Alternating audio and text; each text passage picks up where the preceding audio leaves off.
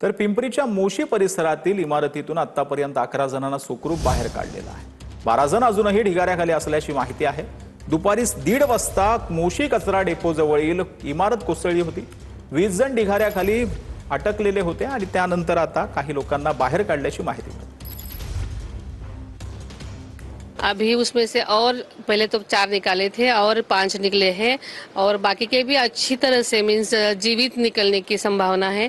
सब तरफ से प्रयत्न हो रहा है। आर्मी भी वहाँ है, एनडीआरएफ भी है और सब यंत्रणा काम कर रही है। सगळं युद्धपातळीवर काम चाललेलं आहे आणि त्यांनी 6 लोकांना बाहेर काढलं। म्हणजे 6 आणि 5 11 झाले 23 पैकी। आता 3 लोकांना फायर ब्रिगेडचे जवान आहेत, ते खाली जाऊन तिथे थोडं होल केलेलं आहे आणि त्यातून जाऊन त्यांचा संपर्क झाला। त्यांना चहा बिस्किटे त्या ठिकाणी देऊन आलेले आहेत। तिथपर्यंत हात पोहोचलेला आहे। ते बोलतायत पण त्यांना काढता येत नाही।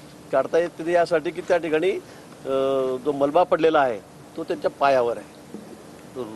भीम आहे तिथला बांधकामाचा तिचा तो पायावर त्या ठिकाणी, त्यामुळे त्यांनी सांगितलं की आमचा पाय हलत नाहीये, पायाला खूप दुखतंय आणि म्हणून ते काढता येत नाही त्या ठिकाणून। आणि म्हणून आता सगळा हा मलबा साफ करण्याचं काम त्या ठिकाणी चाललेलं आहे। म्हणजे अजून जवळपास 12 जण, म्हणजे त्यातले 3 जण कॉन्टॅक्टमध्ये आहेत।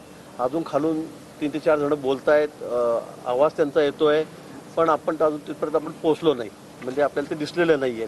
आणि म्हणून अशा पद्धतीने आता हे सगळं वॉर लेव्हलवर युद्ध पातळीवर काम चाललेलं आहे। पिंपरी चिंचवडचे विभाग प्रमुख या ठिकाणी आपल्या समोर आहेत, त्यांच्यासोबत चर्चा करू। सर, बचाव कार्य जवळपास 8 तासापासून सुद्धा अधिक काळ झालं सुरू आहे। नक्की बचाव कार्यासाठी काय अडचणी येतात आणि सध्याची परिस्थिती काय?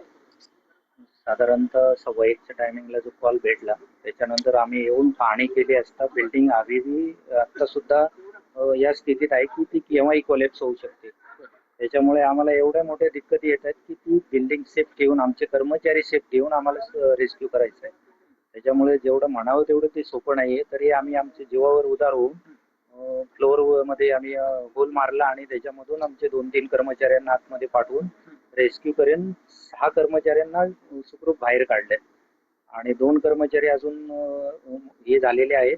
टोटल 23 कर्मचारी होते, त्यातले 5 कर्मचारी बिल्डिंग कोलॅप्स होताच बाहेर पडलेले आहेत। तुमचं हे बचाव कार्य कधीपर्यंत सुरू राहणार आहे? साधारणतः सकाळपर्यंत चालू राहील, अंदाज आहे सकाळपर्यंत। लक्ष्मण जाधव, मोची।